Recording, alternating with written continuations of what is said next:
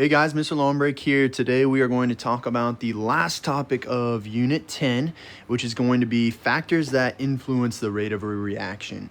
And in order to go into this, we first have to remember that reactions occur because collisions are occurring with the particles. And in particular, those collisions have to happen with enough energy or speed, and they have to occur at the correct angle or orientation.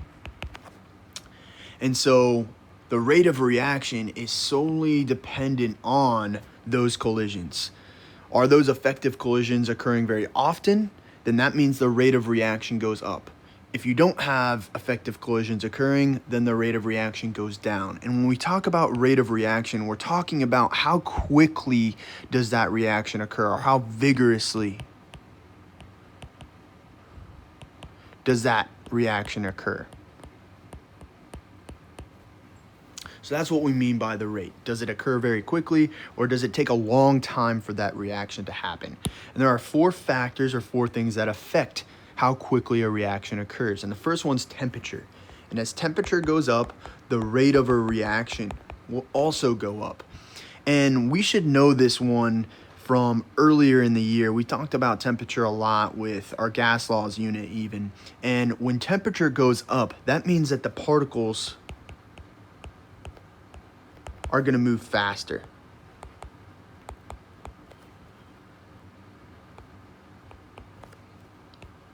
And if the particles move faster, that means that the collisions are going to increase, which means that the rate of the reaction is going to increase.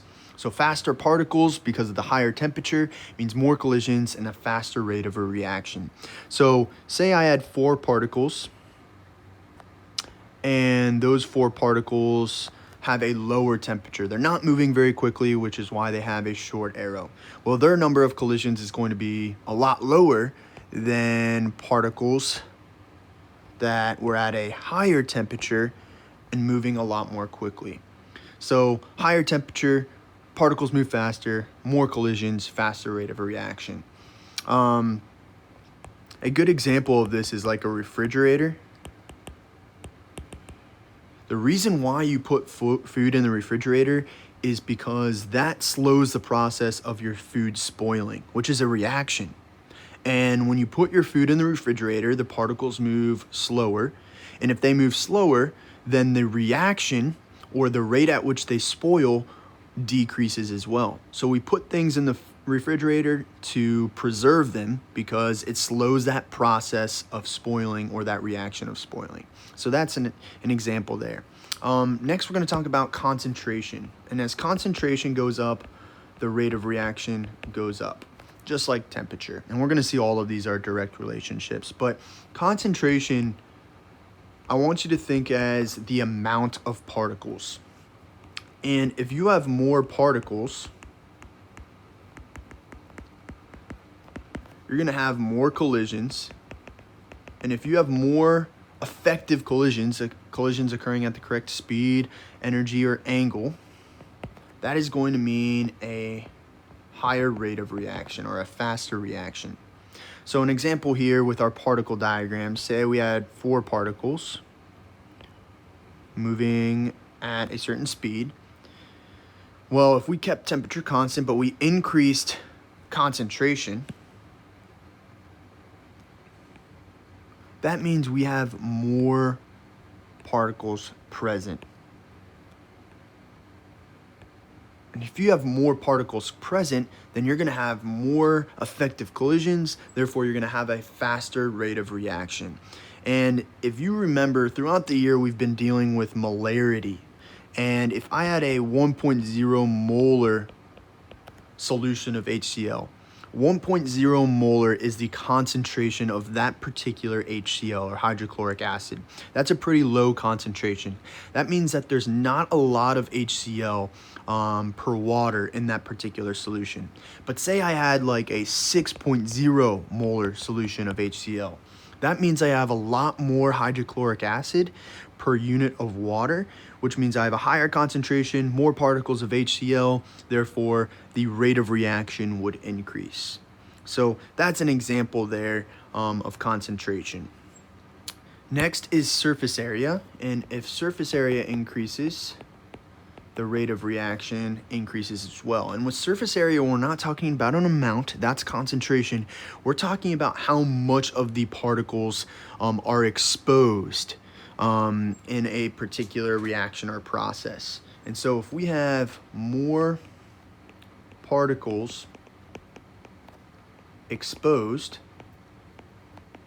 you're going to have more collisions. And if you have more collisions, you're going to have a faster or higher rate of reaction. So say I had a tablet, like let's say an Alka-Seltzer tablet. When you have a tablet or a solid form, you have these particles that make up that tablet. Okay, and say that the Alka-Seltzer is reacting with this other substance. Let's just say it's water. Well, if you look at that tablet, these collisions are only going to occur with these outer particles. And that's because those are the only particles that are exposed. This has a very low surface area. Not many particles are exposed, or not much of that particle exposed. All these particles inside that particular tablet are not exposed to these other particles. Therefore, the rate of reaction is going to be a lot lower. But say I took that Alka-Seltzer tablet and I crushed it up into a powder. Well, if I crush up that Alka-Seltzer tablet into a powder, now these other particles have a chance at colliding with all of these particles. The surface area is a lot higher. More of the particle is exposed and more particles are exposed. Therefore, the rate of reaction or number of collisions is going to be a lot higher. So that would be like crushing up an Alka-Seltzer tablet, or grinding something into a powder. That increases the surface area. Okay. Last thing is a catalyst, and you can't increase or decrease catalyst. You can add a catalyst or not have a catalyst. So if you add a catalyst, the rate of reaction is going to increase. And with a catalyst, it does something at the particle level that's a little difficult to understand. But basically, it provides a surface for particles to bind to